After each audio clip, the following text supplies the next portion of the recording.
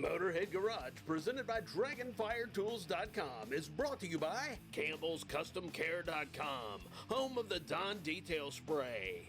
Run-In Supply, we don't just sell them, we race them. And by LaFrance Performance. At LaFrance Performance, we offer total engine care. Hey, thanks for joining us here at Motorhead Garage, presented by DragonfireTools.com. Diesel engines these days, more popular than ever. They're also working harder than ever, but the fuels aren't keeping up, Jeff. So what are some of the problems fuels are having today in diesel engines like this one? The biggest issue that we see today is there isn't detergent in diesel fuel to protect these engines. Also, the engines themselves, diesel engines, need more cetane improver to help fully combust the fuel. For folks that may not know, what is cetane? Cetane is a combustion improver for diesel fuel. Much like you have a octane rating for gasoline, there's a cetane rating for diesel fuel. Engine manufacturers, they want 50. The minimum requirement from a refining perspective is 40.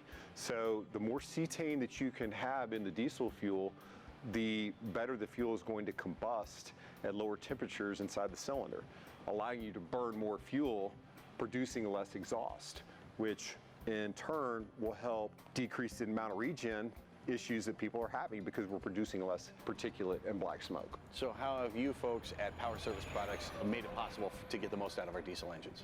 We've put it in a bottle. We put it in a bottle. We're actively working with retail chains so that when you pull up to the pump, you can get it right out of the pump. You know, Come and Go is a perfect example in the Midwest of where you can get diesel clean performance year round. And it's the same product I can get in a bottle at home. Absolutely, absolutely. So the gasoline industry has minimum additive requirements for detergent. Diesel fuel does not have a minimum requirement for detergency. The engine manufacturers want it significantly. When you're dealing with the newer, higher pressure modern diesel engine, the fuel is going to be exposed to significant heat, pressure that causes the fuel to break down over time.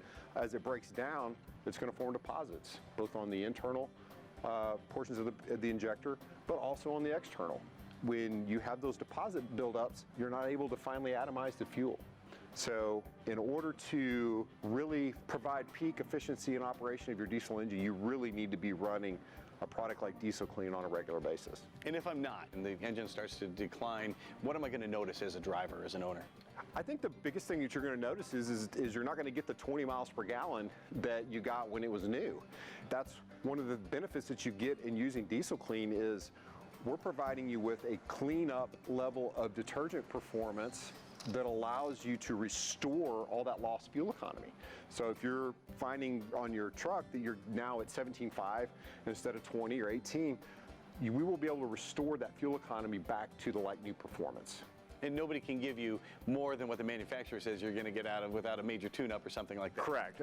Besides tuning and things like that, the additives themselves are not going to give you more fuel economy than that engine is rated for. But you'll bring it up to where it should be. We are focused on restoring and maintaining the fuel economy that engine got when you drove it off the lot. If I can't get Diesel Clean at the pump, I want to put it in my vehicle at home. How often do I need to do it, first of all? Well, I had somebody tell me one time when I asked that question early in my sales career, they said, how often do you want it to work? So I recommend that you use it every time you fill up. At the least, I would say preferably on a monthly basis. Fuels are expensive today, but these trucks are $100,000 now. So it's a pretty safe insurance policy to use the product all the time to protect the engine. This Ram has a dual flap system, which means it makes it difficult to get a product into the tank. How has Power Service Products solved that problem? You know, that flap system and the pitch of it is difficult. So we spent 2 years developing a bottle that would penetrate both flaps, and our old design on our 16-ounce container really didn't allow me to use the product in my Dodge without the use of a funnel. So we wanted to make sure that we had a product that was easy for consumers to use, that didn't spill on the side of the truck, to make sure that the product gets in, that you're able to use all the product. As we say, pop, pour, and go. All right, well, that's the Diesel Clean. You also brought with you clear diesel. I know these days there's a lot of biodiesels out there, and how's that affecting performance? As it pertains to water and bacteria and fungus, biodiesels do bring a little bit more moisture into the fuel system, and the biodiesel itself can be a food source. But biodiesel in itself is a really good lubricant for the engine. So the thing that I would recommend doing is using a product like Clear Diesel on a quarterly basis to manage that water, to disperse the water so that it doesn't become a problem.